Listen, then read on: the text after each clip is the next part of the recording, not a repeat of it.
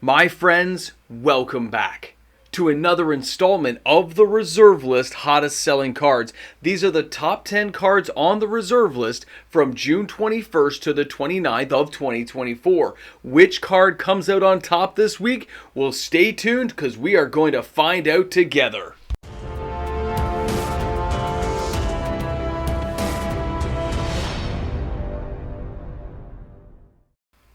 Hi everyone and welcome back. MTG Moxman here. Thanks again for joining me for another installment of the Reserve List Top 10. A reminder, if you enjoyed today's content and you liked hanging out with me, don't forget to like and subscribe to that channel. Turn on the notification bell. I put out new content every single day. And of course, don't forget to use my TCG Player affiliate link. We get a kickback on the channel here. It helps out, so thanks again. Now, let's start out at number 10. Now, number 10 this week comes to us from Weatherlight. And this is Lotus Veil. This is falling on the whole theme of the Eldrazi. It's a really strong thing going on right now in the market. Players have loved the Eldrazi since their inception way back in 2010, Rise of the Eldrazi. And all these cards that mana ramp out your cards that much faster, well, it draws a lot of attention every time the Eldrazi show up, and Lotus Veil is one of those cards, because when Lotus Veil comes into play, you sacrifice 2 untapped lands, or you bury the Lotus Veil. It taps to add 3 mana of any one color to your mana pool. And let's face it, for under $30 US, the $1,100 in sales we are seeing this week is next to nothing. This is a super cheap card that offers a lot of history and nostalgia for players, and of course it helps the Eldrazi. Now our number 9 card. This is Wheel of Fortune from Revised. This has been off and on the top 10 over the last 4 years I've been doing this, and it's kind of insane to think about it. It just keeps going. This thing had 42 sales this week, which is $12,643 of total sales volume.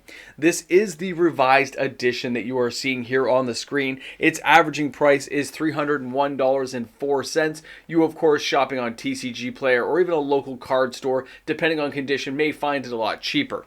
All players must discard their hands and draw 7 new cards. I love there's no may I or if you would like to. You're going to discard and you're going to draw 7 new cards, whether you like it or not. And this thing's a sorcery. 1 red, 2 generic. This thing is amazing. I can see why players still seek this card out and why some people think this is one of the best cards ever to be printed and revised. Now, our number 8 card this week is Sevi Excavations. This is the card of the channel. This is why I'm here. Guys, love the Sevi, love the card. I've been using it since it first ever came out, and most of my friends even back then said it wasn't a great card, but I like the idea of the early scry. I like being able to look ahead for things, and there's reasons to put cards in your graveyard. Now, 45 sales, $579.15. What do we get? Well, this is a land that says when Sevi Excavations comes into play, sacrifice an untapped island or bury Sevi Excavations. It taps for 1 blue and 1 generic, and you can use it for any mana you want. You don't have to use it for creatures or spells, whatever you want. It also says 1 tap and look at the top of your library. You may put that card on the bottom of your library. That's before they just had the word scry. That's a lot of text instead of just saying scry, but it's okay. It gets the job done. This is an Alliance card that I still love. It's my favorite card from this block. No, actually, it's second favorite. I'm sorry. Lake of the Dead, man. That artwork just gets me every time. Great card. All right, guys, let's go ahead and take a look at our next card. This is Inner Sanctum. Now, this has not been on the list for a number of years, but it pops into the number 7 spot because don't forget, this top 10 is based on sheer quantity of sales that I capture and find on the internet. And if you're doing some kind of crazy buyout, you can email me to let me know you're doing it, because then I can just make sure I capture it correctly.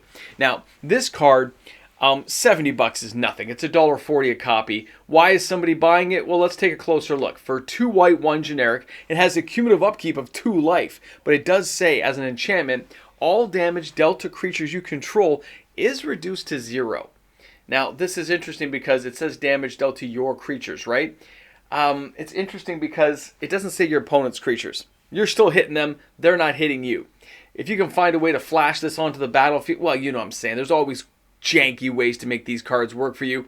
But for $1.40, sure, I'd buy that for $1. I may even buy 5 or 6 copies. But that is not the top card this week. This is just a fun card. What comes next could be something. This is Pendrel Mist, again from Weatherlight. A lot of attention on Weatherlight this week. 56 sales for this card, only $411.60. This card used to be a lot more expensive, guys. In case you've forgotten, this thing was a $40, $50 card in the height of the buyouts of 2020 to 2021. Now it comes in at $7.35 is the average price. That's next to nothing from where this card used to be. Now, what do we get for our mana? What does this do? 1 blue, 3 generic. What is this enchantment going to give us? Each creature gains during your upkeep, pay 1 or bury the creature. Can't regenerate it, can't save it. It's going to the graveyard. It's leaving play. Guys, this is Tabernacle of Pendrel Veil. It's amazing, okay? And this thing is less than $10. Now, our next card, Scorched Ruins, again from Weatherlight. Do you see kind of a pattern forming here? What's going on out there in Magic? What are you guys doing to Weatherlight? This thing has 73 sales this week, and this card's been jumping up in value this month. It's gained about 35% in value. $87.44 or $6,383.12 of total sales volume. That's actually pretty impressive, but it's funny that this is the number 5 card and not the number 1. That means we've got a whole bunch of cards with higher sales volumes in front of it. But this again is an Eldrazi thing, but this thing says when Scorched Ruins comes into play, sacrifice 2 untapped lands or bury Scorched Ruins. Add 4 colorless mana to your mana pool. And don't forget, there are new cards out there that can copy cards in your graveyard. So even if you let Scorched Ruin die, you could still copy it the following turn by putting another land into play that maybe allows you to copy cards in graveyard. It's awesome. Now our next card coming to us again from Visions is the Uku Digin. It's the Digin. 90 sales this week. But as you can see, it's laughable because that 90 sales is only $120. That's not a big ticket item, is it? It isn't a lot of money to jump onto this list this week. We saw this again last week where people are taking stabs at small reserve list cards just because they can. Now, the Digin here says, as a 5/6 creature, it has trample. During your upkeep, each opponent puts a +1/+1 counter on each creature he or she controls. Now, I have seen this used where creatures power 4 or greater do not untap. So I have seen it where the person used this Digin to pump up their creatures and then tap them all out and they could never untap again. It was kind of funny to see it work, but it took a lot of work to make it happen. So definitely not the most efficient way to win a game, but it was fun to watch it happen. Now our next card is again, I know guys, the Subterran Spirit is back here again. 120 sales this week. But again, that's only $121 because these reserve list cards are less than $1. Somebody who has maybe the epiphany that they want to have the most reserve list cards in the world, not the highest valued ones, just the most, has decided to dive in and start buying these cards up. They're having some fun. Now, the Subterran Spirit is actually in some ways not the worst card to pick because of what it does, but let's take a look. This thing for 2 red, 3 generic is a 3/3 elemental. Horrible. But it does have protection from red. And of course, the Subterran Spirit deals 1 damage to each creature without flying. Now it said each creature. Let's not forget what that could mean, because that can be your creatures and their creatures. Very interesting depending on how you want to build with it. Now our next card is something I told you guys to buy. I told you, you didn't listen to me. You're going to keep calling me and calling me. You're going to, wait, Ferris Bueller? Yeah, Bueller. 217 sales for the Deranged Hermit. I told you guys, we spoke about this. $11,804. This card's actually been losing, the price is going down, guys. It's simple. The price is going down in the market, and this card totally jumped up because the closer we get to Bloomburrow and the Bloomburrow spoilers hitting the interweb means, man, people just say, I need this card. I need it now. Okay, this thing has Echo, which is definitely not great for this card, but it does say when Deranged Hermit comes into play, put 4 squirrel tokens into play, treat them as 1/1 green creatures. All squirrels get +1/+1. Squirrel! Because there's lots of squirrels coming. This card's getting a lot of bank right now, and it's something to pay attention to because next week, it's not going to be $50. You missed it. All right, let's go ahead and take a look at the number 1 card from Alliances this week, the Heart of Yavimaya. 271 sales, a total value of $653.11. This card has an average price of $2.41. All those sales last week, this week, it only added up to like 30-40 cents of price increase. That just tells you the sheer volume that is available in all varying conditions. So what do we get for this land? When Heart of Yavimaya comes into play, sacrifice a forest or bury the Heart of Yavimaya. It taps to add 1 green to your mana pool, but guess what? Target creature gets +1/+1 until end of turn. That means it works with Nadu, the Winged Wisdom, the Toucan Sam that everyone's talking and hating on, and that means this card became very valuable because it allows you basically to pump up a creature, target the creature, and draw some extra cards for next to nothing. Great card, guys. Let's go. The reserve list, like everything in life, can be manipulated, the numbers can be skewed, and it only takes a few dollars and the will to do so. When you take a look at the overall value of the cards that have been picked up this week, they are very low value targets that have next to no impact in the game. They're not sought after or used, but they are collected, and there are a lot of players out there who will buy reserve list cards for various reasons. I like to think of the reserve list as a giant skyscraper. Based on the reserve list cards you're after, there may be 500,000 copies, there may only be 1,100 copies.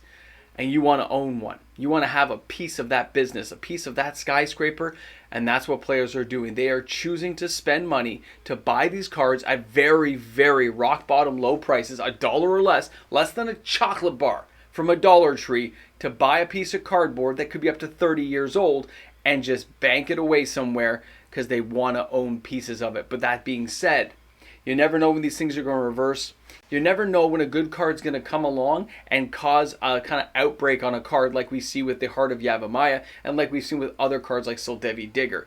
These kind of things can happen. They happen often. Deranged Hermit has gone up and down over the last few years because these animal sets come along. Modern Horizons 2, now Bloomburrow, and we get that spur of emotion to get these cards, but they also are, they're very decent cards. Let's face it. Getting your creatures +1/+1, getting 4 squirrels, finding ways to bounce the card back and forth and keep generating more squirrels. There's a lot of potential in some of these cards, Deranged Hermit being one of them, and players missed the boat on that when they should have been buying it about 6 months ago. Either way, this is where the market is, this is where your reserve list dollars have been spent this week, and this is our time for today. So thanks again for hanging out with me, thanks for being here with the Moxman, and I will see you guys on my live stream, 6:30 Eastern Standard Time tonight if you can make it. Hey guys, thanks again for hanging out with me today, and of course a big thank you and a shout out to the fantastic patrons of my channel. Because of them, daily uploaded content is made possible. So thanks again to my YouTube membership members, and of course my ever awesome patrons of the channel. The patrons make it happen, the viewers make it happen. Guys, thanks for being here. I'll see you tomorrow with another video. Shop smart, shop smart. I think we can all agree that the Moxman gave fair warning about Deranged Hermit. Like, I did mention it in lots of videos. Like when it was a $16 card. And a lot of you guys on my channel listened. A lot of people on my channel who aren't regular viewers didn't listen. And now they don't have a Deranged Hermit. That makes me sad. Ramble jamble. Squirrels.